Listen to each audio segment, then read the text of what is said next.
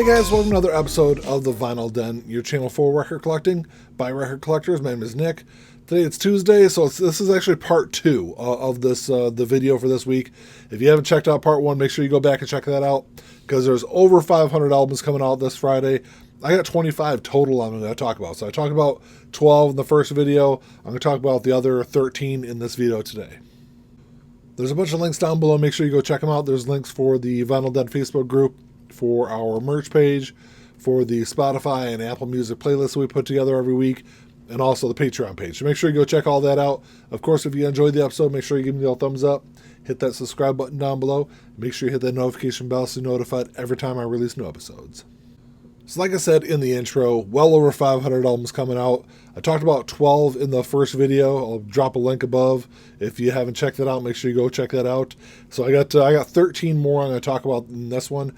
I will say that if there's something I don't talk about in either one of these videos, make sure you drop me a comment down below. Let me know what else is coming out this week, because like I said, a huge list like that, sometimes I can definitely overlook some stuff. I'll also say that if you're unable to find any of these albums in your local record store, I'll make sure I put links down below to at least be able to pick them up on Amazon. So over the last probably month or two, Moby has been releasing or reissuing all of his studio albums. This week, got 2 more coming out. This first one, this is Moby 18. This was originally released back in 2002. It's his 6th studio album.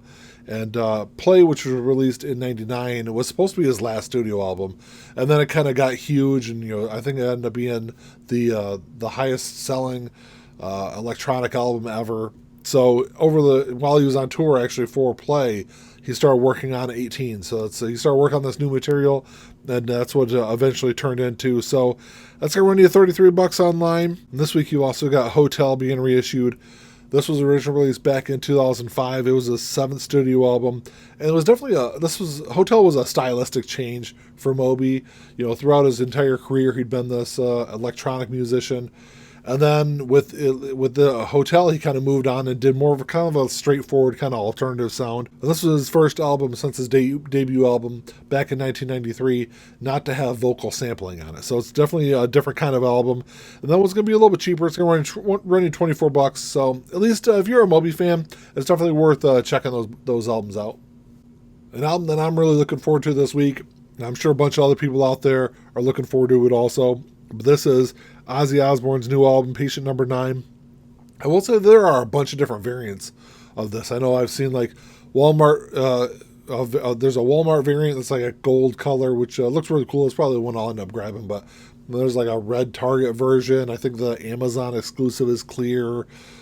I think like FYE might have an exclusive. I think Best Buy has one also. There's probably like 10 or 12 different variants to this album, but this is Ozzy's 13th studio album. There's a bunch of people featured on this. So what Ozzy started to do with Ordinary Man, which was released with 2020 or 2021 when Ordinary Man was released. I think it was 2020 when it was released. But anyway, he started with that album. He started having more of like featured musicians on the album rather than having like one band play behind him. So there's a bunch of different people that play on this. You got Jeff Beck, Tony Iommi, Zakk Wylde, Mike McCready from Pearl Jam, and Eric Clapton all play guitar on this album. You've got Robert Trujillo and Duff McKagan from, Duff obviously from Guns N' Roses, and Robert Trujillo from Metallica. They both play bass on this album. And then you've got Chad Smith from Red Hot Chili Peppers, and of course Taylor Hawkins, the late great Taylor Hawkins, on drums. So a bunch of different musicians play on this.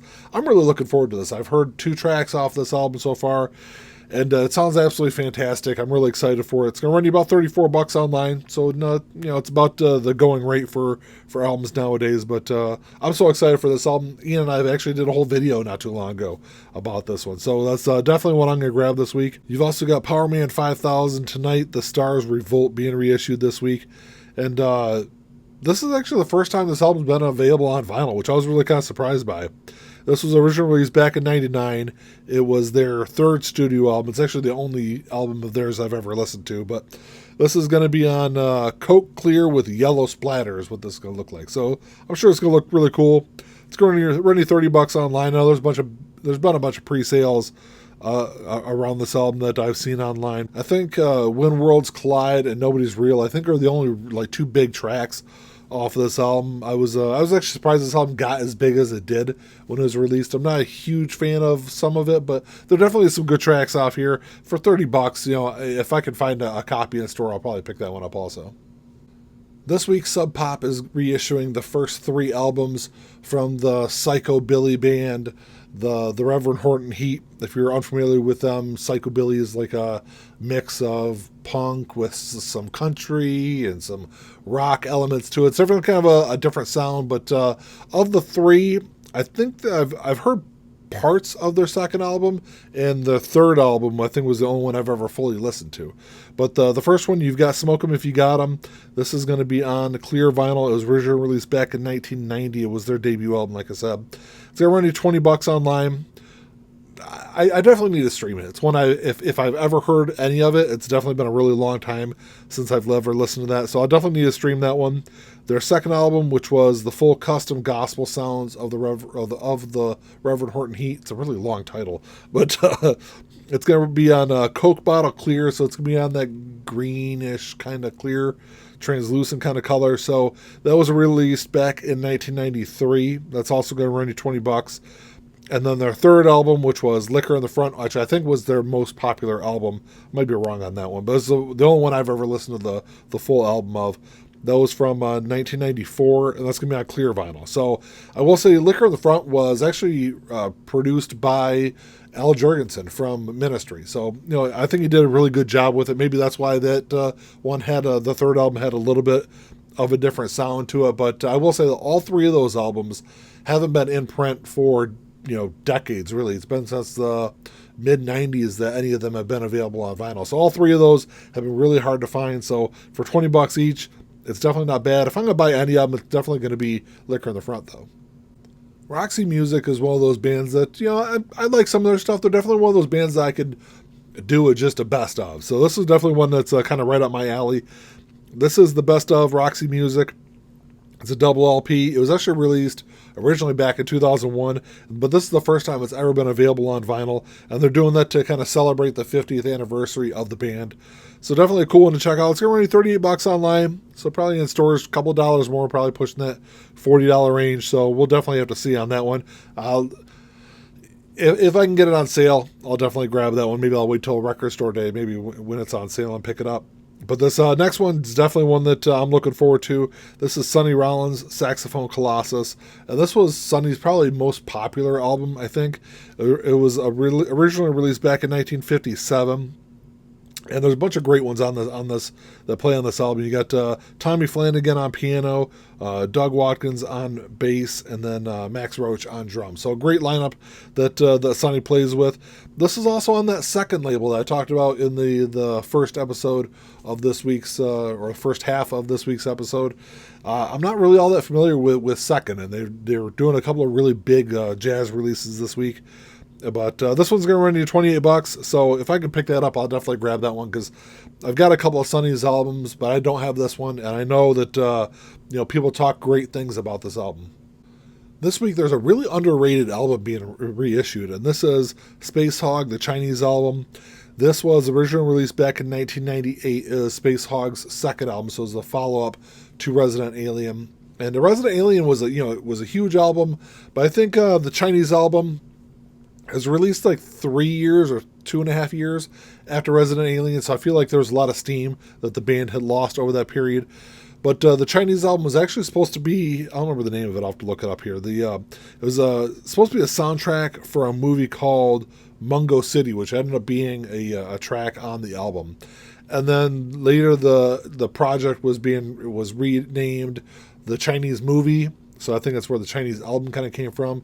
But Spacehog didn't like the direction of the movie, so they kind of backed out of it and then just released the album.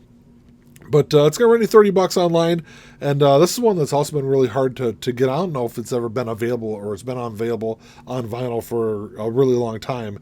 It's one that I've never seen on vinyl, so I think there were. I kind of take that back.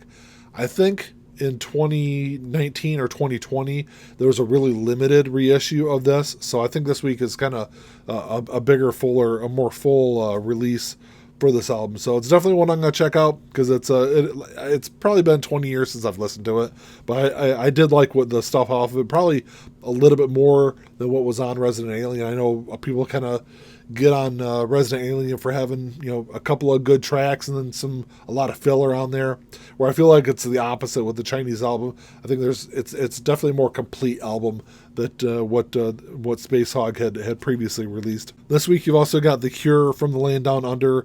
This is a FM radio broadcast recording from their Sydney, Australia concert back in August of '81. I know there's been a couple of bootlegs over the years that's been released on vinyl, but I think this is the first official pressing that this concert has ever gotten. It's currently $28 online, so it's kind of it'd definitely be a cool one to check out.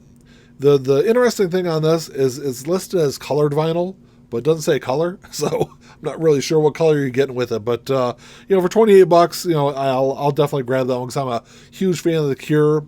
In 1981, so it's probably just after, so it's like their stuff off their first 2 or 3 albums are what's going to be on that show, which I think is a really kind of underrated period for The Cure. So it'll definitely be a cool one to check out for sure.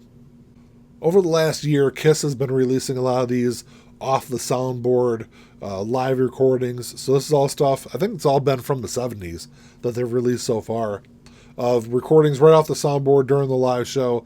They sound absolutely fantastic. I've read a lot of rave reviews about that. But this week you've got Live in Des Moines. So this is I think it's a double LP release. I'm pretty sure it is. This is from November 29th, 1977, from the Veterans Memorial Auditorium in Des Moines, Iowa. It's going to $37 online. It's a little bit pricier, but anything Kiss, you're always going to spend a little bit more money on. So if you're a huge Kiss fan, that's definitely a cool one. And then the last one I got on the list, album 25 of this really long list, if you've watched both episodes.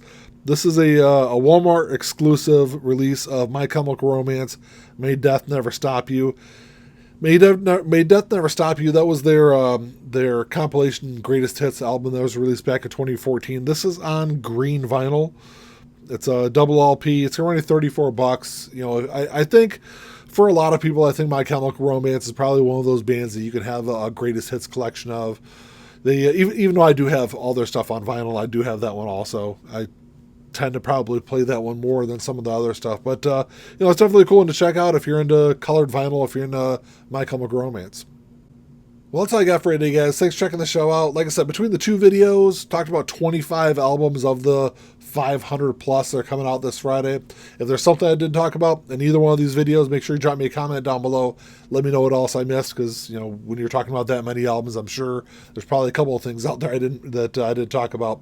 But let me know what you guys are looking forward to, because like I said, I there's at least 5 of these for sure that I'm gonna pick up. Maybe another 2 or 3 that I'm kind of on the fence about, but let me know what you guys are looking forward to. If you enjoyed the episode, make sure you give me a thumbs up, hit that subscribe button down below. That's all I got. Until next time, keep on spinning. Peace.